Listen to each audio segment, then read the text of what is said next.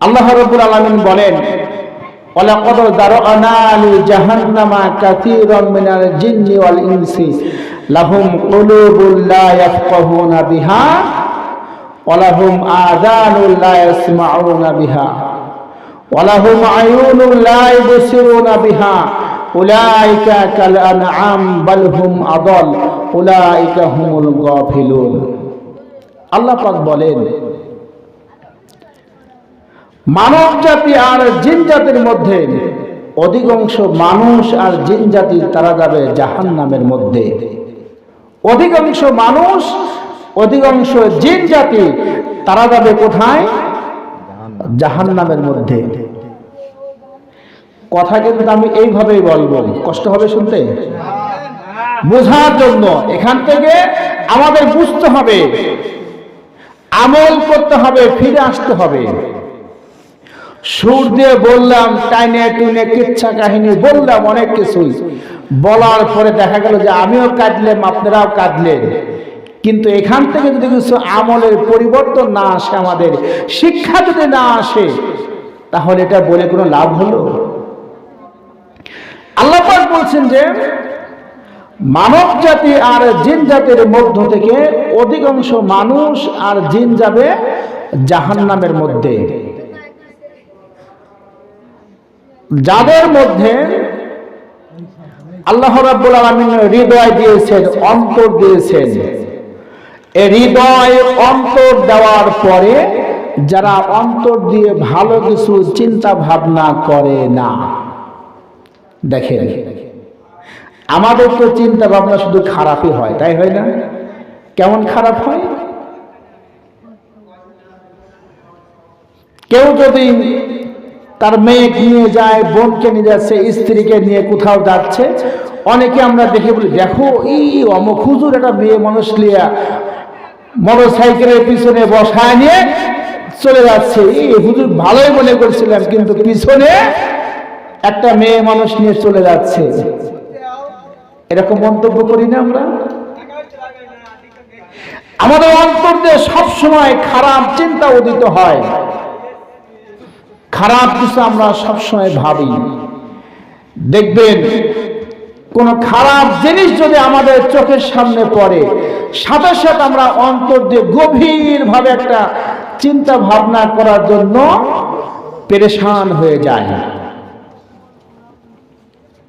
কিন্তু ভালো কিছু যে আমাদের অন্তর দিয়ে চিন্তা করতে হবে, এটা আমরা চিন্তা ভাবনা করি না। এরপর আল্লাহ রাব্বুল আলামিন বলেন, যাদের কান আছে, দুটি কান, এ কান দিয়ে ভালো কিছু শুনতে চায় না। আমাদের কান আছে না বলেন তো? দুটি কান, দুইটা কানে আমরা শুনতে পাই, নাকি কানে শুনতে পাইনি এরকম কেউ আছি? আছি আমরা কেউ? এখানে নেই, বাহিরে থাকতে পারে, দুই একজন থাকতে পারে। আল্লাহ পাক বলেন, যাদেরকে আমি কান দিয়েছি, কান দিয়ে ভালো কিছু শোনে না, শুধু গান বাজনা নিয়ে ব্যস্ত।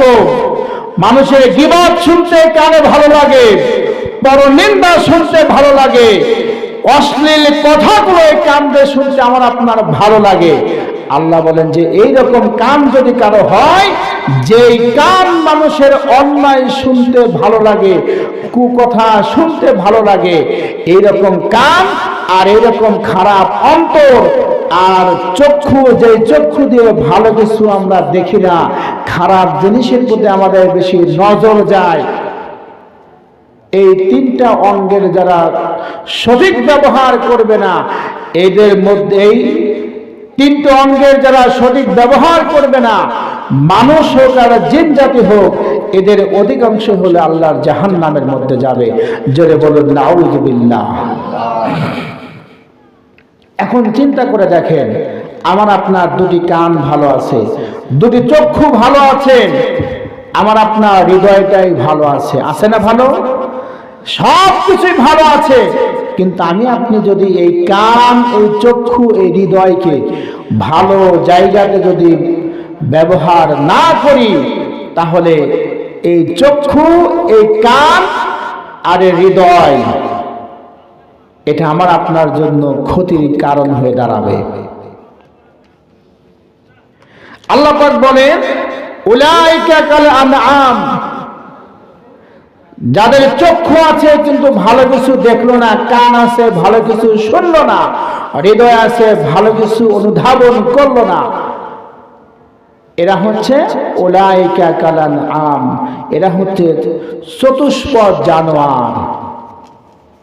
যেমন একটা গরু আছে, একটা গাধা আছে, একটা শিয়াল আছে, একটা কুকুর আছে, এই চতুষ্পদ জানোয়ার এরা যেরকম ভালো মন্দ বোঝে না, অনুরূপ ভাবে আমি আপনি যদি এই কান দিয়ে, চোখ দিয়ে, অন্তর দিয়ে যদি ভালো কিছু চিন্তা ভাবনা না করি, ভালো কিছু না শুনি, ভালো কিছু না দেখি, তাহলে আমি আপনি ওরকম একটা চতুষ্পদ জানোয়ারের মতন।